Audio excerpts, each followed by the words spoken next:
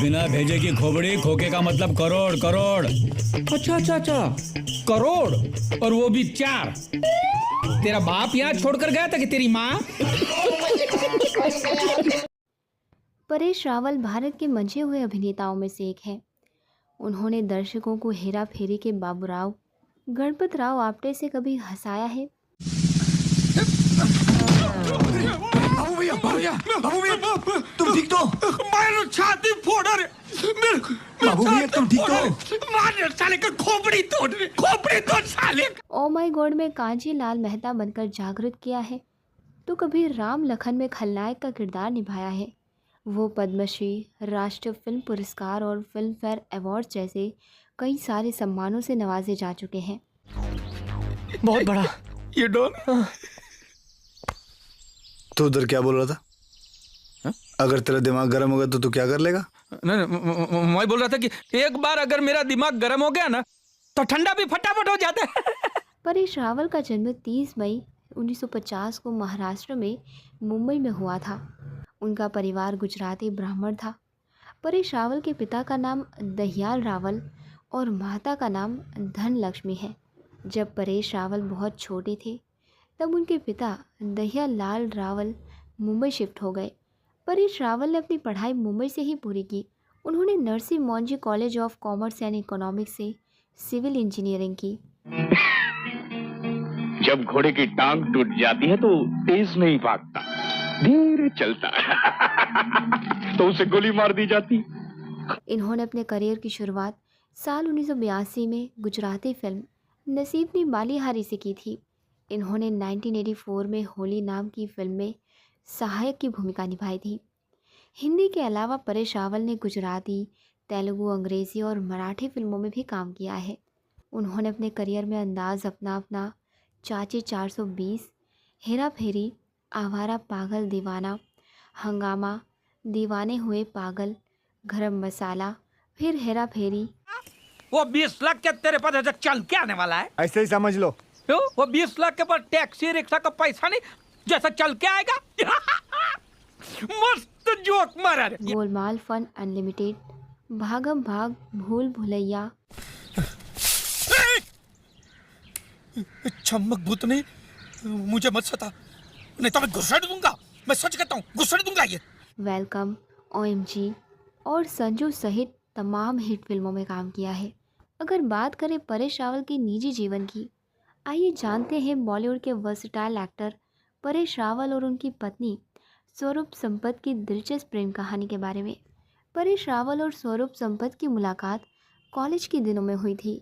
दोनों ही theatre artist थे। क्या देख रहा था? घर देख रहा था। क्यों देख रहा था? ऐसे ही। पोस्टमैन है? पोस्टमैन है? मैं पोस्टमैन हूँ। तो क्यों देख रहा था? अरे घर रहने के लिए देख रहा था। रहने? और शायद इसी वजह से भी वो एक दूसरे के करीब आए थे। पहली बार परेश रावल ने स्वरूप संपत को कॉलेज में देखा था जब वो ब्रोशर बांट रही थी। स्वरूप परेश रावल को पहली नज़र में ही पसंद आ गई थी और परेश रावल ने तब अपने दोस्तों से कहा भी था कि एक दिन मैं इसी लड़के से शादी करूंगा। अपनी पहली मुलाकात को याद करते हुए स्वरूप ने अपने एक इंटरव्यू में कहा था, वो कहती हैं, मैंने एक गुलाबी रंग की साड़ी पहनी थी और मैं ब्रोशर बांट रही थी। तभी परेश अपने दोस्तों के साथ आते हैं और कहते हैं कि उन्हें मुझसे शादी करनी है। बदन पे फर्स्ट क्लास सूट डालेगा और इंग्लिश में गाना गा के साथ तबीयत से भीख मांगेगा। मैं देखना। अरे वाह। और उसकी माइकल आलो जैक्सन का गाना है ना, ओ बिड़ी दे बिड़ी दे बिड़ी दे बिड़ी दे तेरे बाप से मांगी मेरे को। लेकिन वो इतने डरपोक थे कि इसके करीब 1 साल तक उन्होंने मुझसे बात नहीं की थी। हालांकि तब स्वरूप ने परेश रावल की बात को नज़रअंदाज कर दिया था। लेकिन जब परेश रावल को उन्होंने स्टेज पर अभिनय करते देखा तो खुद की नज़रें उन पर से हटा नहीं पाईं।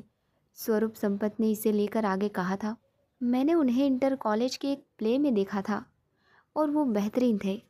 परेश रावल को स्टेज पर देखना अद्भुत था। इंटर कॉलेज कंपटीशन चल रहा था। मैं दूसरे कॉलेज में थी। तभी एक प्ले शुरू होता है जिसमें परेश रावल होते हैं। प्ले हिंसा से भरा हुआ था और इसमें गलत शब्दों का भी इस्तेमाल हुआ था। प्ले ख़त्म होते होते पूरे स्टेडियम में सन्नाटा छा गया था। इसके बाद सब उठे और एक एक करके ऑडिटोरियम से बाहर जाने लगे।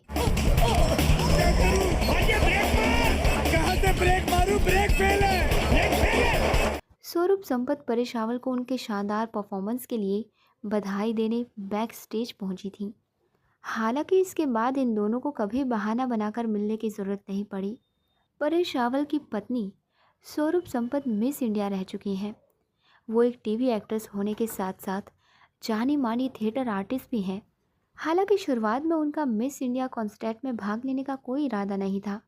इस बारे में उन्होंने अपने भाई और परेश रावल से बात की थी और उन दोनों का ही कहना था कि उन्हें मिस इंडिया प्रतियोगिता में भाग लेना चाहिए। स्वरूप ने कहा था, मैं कॉन्टेस्ट में भाग लेना बिल्कुल नहीं चाहती थी। मैंने अपने भाई और परेश जी को बताया कि मैं इस प्रतियोगिता का हिस्सा नहीं बनना चाहती हूँ, जिस पर परेश रावल ने कहा था कि स्वरूप को कॉन्टेस्ट के वेन्यू तक पहुँचने की जिम्मेदारी मेरी है। आखिरकार परेश रावल के सपोर्ट से साल 1979 में उनकी पत्नी स्वरूप ने मिस इंडिया का खिताब अपने नाम कर लिया। तुम कब आए? सबसे पहले मैं ही आया। मेरे ही सीने पे तो सर रख के रो रहे थे आप सर। तुम्हारे सीने पर? हाँ सर। दुख में तो पता ही नहीं चलता ना। लेकिन इसके बाद उनकी ज़िंदगी पहले जैसी नहीं रही। स्वरूप संपत का कहना था, मैं खिताब तो जीत गई थी, लेकिन इसके बाद परेश हमारे रिश्ते को लेकर उलझन में आ गए थे। उन्हें लगने लगा था कि अब चीज़ें पहले की तरह नहीं रहेंगी।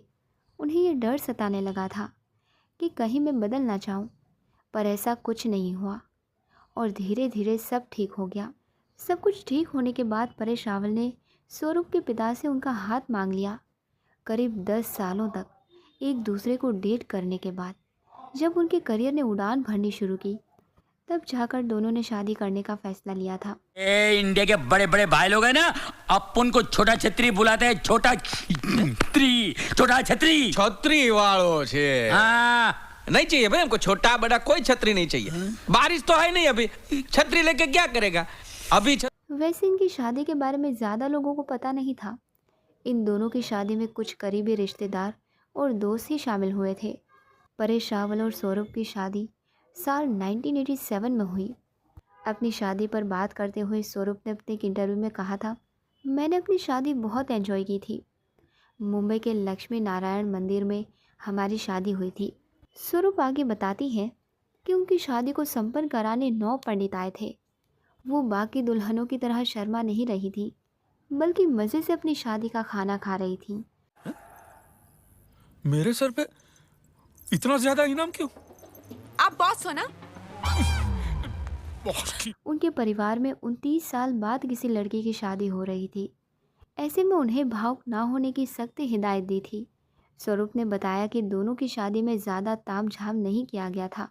दोनों ने मंडप में नहीं, बल्कि एक पेड़ के नीचे 7 फेरे लिए थे। 1987 में शादी के बाद दोनों अपनी गृहस्थी जीवन में आगे बढ़े।